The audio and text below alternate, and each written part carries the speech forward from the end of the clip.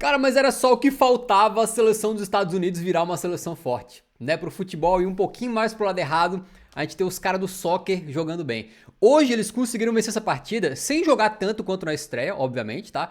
E sem o Pulisic, que tava lesionado. Entrou o Ricardo Pepi no lugar deles, fizeram uma dupla de ataque, né? Que não funcionou muito bem agora. A Austrália é o seguinte, no jogo de estreia, os caras ganharam como? Eles abriram o placar cedo, com o garoto Irankunda, esse cidadão aqui, né, fazendo um contra-ataque magnífico naquela partida. E aí pra esse jogo, né, o que o técnico da Austrália fez? Deixou ele no banco. Ele e o Metcalf, que também meteu gol naquele jogo, né? Eles fizeram gol cedo e aí jogaram do jeito deles, defendendo, segurando e saindo no contra-ataque.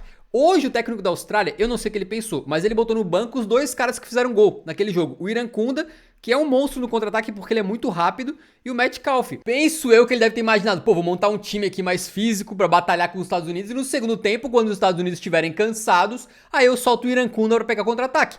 Só que isso só funciona se tu tiver com o jogo empatado, pelo menos, no segundo tempo, né? Porque aconteceu foi que os Estados Unidos ficou com 2-0 e quando entrou o Irankunda, era tarde. Aí os Estados Unidos defendeu num bloco mais baixo e o cara que é pra pegar contra-ataque, que é super rápido, foi absolutamente ineficiente. Então, cara, eu não sou especialista na seleção da Austrália, não conheço tanto o trabalho do treinador, mas creio eu que a tática que ele usou hoje foi absolutamente errada, ou pelo menos deu muito errado, né? Os Estados Unidos abriram um placar logo cedinho com a bola que, cara, eu tenho opiniões fortes sobre isso aqui, tá? Inclusive o Pochettino tá com uma cara de tiozão do bairro, assim, né? O bicho, ele tem, pra mim, né, que sou muito fã, ele tem uma aura, né, como gostam de falar aí. Cara, uma bela jogada pela ponta esquerda aqui, que vem do Robinson, a bola. O Jedi, né, ele solta no Balogun e o Balogun faz uma jogada de ponta. Ele foi muito inteligente aqui, conseguiu proteger a bola, avançou em velocidade na frente do jogador australiano e cruzou. Só que, cara, o burguês, eu vou chamar assim de sacanagem, o burguês aqui... Assim, o que ele fez não existe, rapaziada, não existe, porque não é aquele tipo de gol contra, que pô, o cara tava numa situação difícil, realmente pegou mal na bola e tal. Foi o tipo de gol contra que o cara tomou por não querer usar a perna ruim. A bola tá vindo daqui. O que tu faz? Bota a perna direita na frente pra mandar a bola pra aquela direção, certo? Mas como ele é canhoto, ele foi utilizar o melhor pé dele. E aí botou a perna esquerda na frente, que não é a ideal. Porque em vez de tu tirar a bola de chapada de pé ou de peito de pé, tu tem que tirar meio que ela quase de trivela. Tu não tem nem a força suficiente nesse movimento, né? Pra conseguir tirar a bola dali. E aí mesmo com a perna certa, ele acabou metendo contra o próprio patrimônio. Tenho a impressão que esse tipo de bola que se ele vai na perna direita é muito mais fácil. E acabou fazendo um gol contra... Que assim, tinha um jogador dos Estados Unidos chegando pra fazer o gol aqui, tá? Mas assim, não é nem que o cara tava em cima da bola, ele tinha tempo, tá? Ele era assim, era uma jogada padrão, cruzamento errado que veio na área e o zagueiro tira. Todo jogo acontece isso aí umas 10, 15 vezes. Né? E o camarada, sinceramente, acho que não tem como defender, não. A Austrália logo depois criou uma boa jogadinha na frente da área dos Estados Unidos, né? Não me lembro quem exatamente que finalizou aqui, a bola não passou tão longe. Eu pensei, pô, Austrália, maneiro, né? Criaram uma jogadinha bem trabalhada e tal. Mas meio que foi quase só isso, assim, o jogo inteiro, né, cara? Eles são um time de contra-ataque, de defender. E aí, quando eles não podem exercer essa estratégia, porque o time adversário tá na frente, eu tenho a impressão que o planejamento deles desmorona completamente. Né, aqui tem uma bola do McKinney, por exemplo, dos Estados Unidos, né? Um escanteio em que ele aparece livre, acaba não pegando muito bem na bola, ele manda em cima do australiano ali, né? Acaba não saindo gol. Aqui um escanteio pra Austrália e um lance muito engraçado dessa Copa do Mundo, rapaziada. Porque o Harry Sutar, o zagueiro da Austrália, ele tem quase 2 metros, né? Mais precisamente, ele tem 1,98 m de altura. O cara é muito alto e ele é muito bom de cabeça. E aí o Freeman, que tava marcando ele, cara, foi muito engraçado porque ele, tipo assim, ele abaixou a cabeça e botou o ombro assim no Sutar e ficou tentando bloquear como se fosse uma jogada de futebol americano, cara. Muito esquisito. E o Sutar, tipo, olhando pro juiz, tipo... Pô, juizão, isso aqui pode? E nesse mesmo lance ele consegue cabecear, né? Então a marcação do Freeman não funcionou tanto, mas assim, cara, deve ser desesperador tu ter que marcar um cara de 1,98 m que além de tudo é bom pelo ar, né? Não é só que ele é alto, ele é bom. Cara, tipo assim, tu faz o que tu pode, né? E por falar em Freeman, tem uma bela jogadinha dos Estados Unidos que acaba com o gol dele. Uma jogada que vocês que me seguem há mais tempo, né? E muito obrigado por isso, sabem a minha opinião sobre times que deixam um camarada desta maneira na frente da área.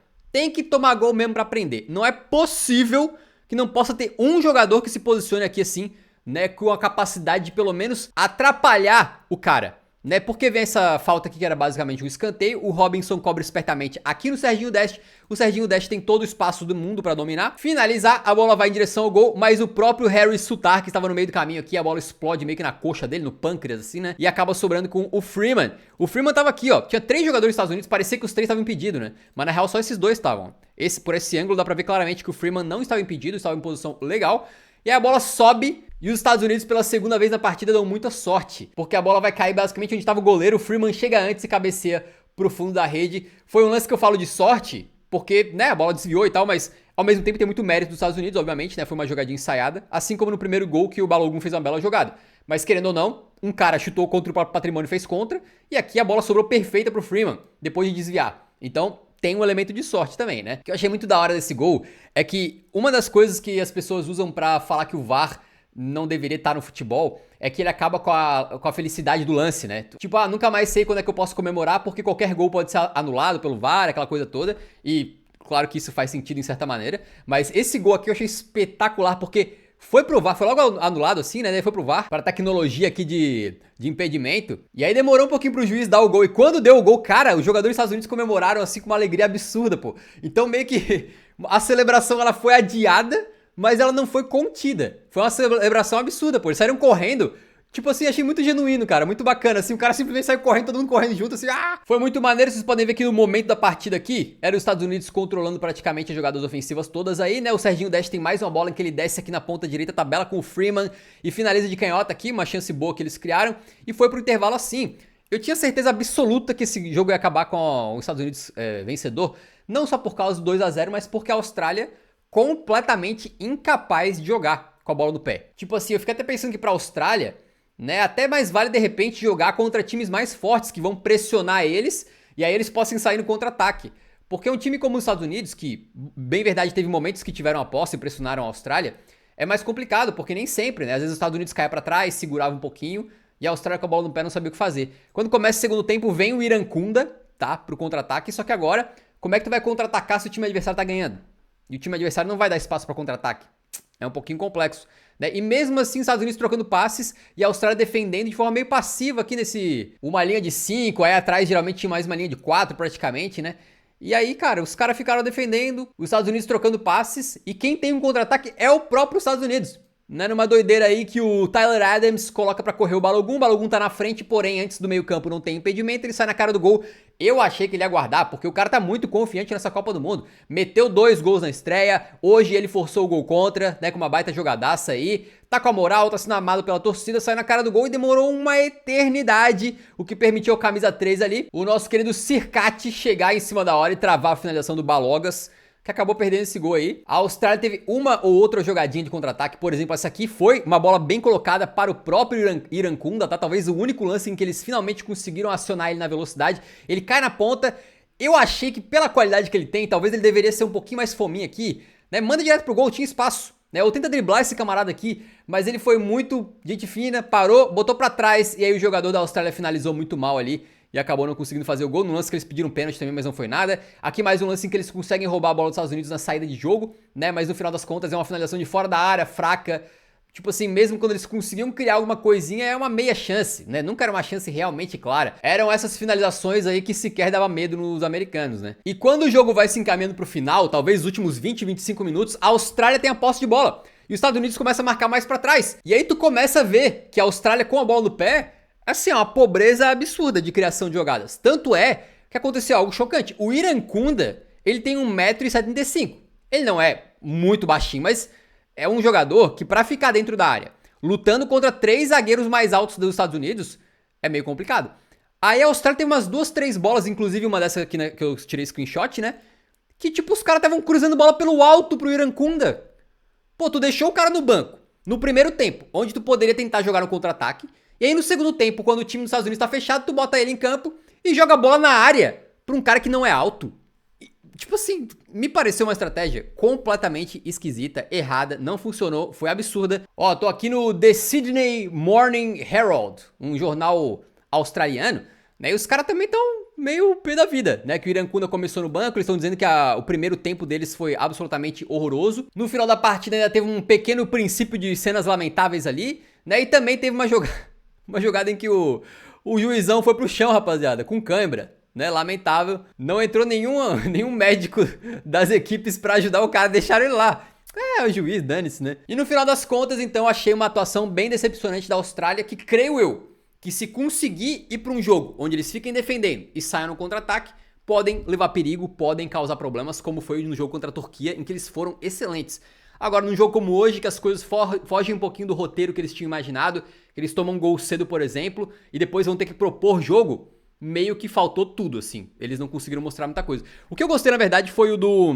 Vocês podem ver que o jogo não foi muito bom, né? Em gols esperados aqui, finalizações e tal, não foi aquela coisa toda. O que eu gostei foi do Volpato, que é aquele camarada que a gente fez um short, né, que era italiano e ficou segurando para ser convocado para a Itália, não foi, agora defendeu a seleção da Austrália na Copa do Mundo. Ele entrou bem driblador e tal. Acho que se tiver de repente esse Touré na frente, né, o Irankunda de um lado e o Volpato do outro, talvez a Austrália possa ficar com uma capacidade maior de criar jogadas aí.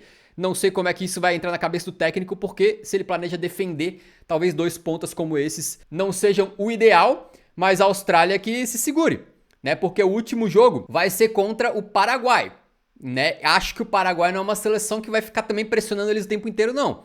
Vamos ver como é que vai ser. Também não sabemos se o Paraguai vai estar eliminado já, correto? Mas assim, pode ser que eles percam e fiquem fora do mata-mata, que parecia bem encaminhado quando eles ganharam a primeira, né? Vamos ver aí. Já os Estados Unidos está classificado, parabéns pros caras, jogando em casa. E assim, sejamos sinceros, somos obrigados a admitir que os Estados Unidos está fazendo uma Copa do Mundo muito melhor do que eu estava imaginando. Muito melhor.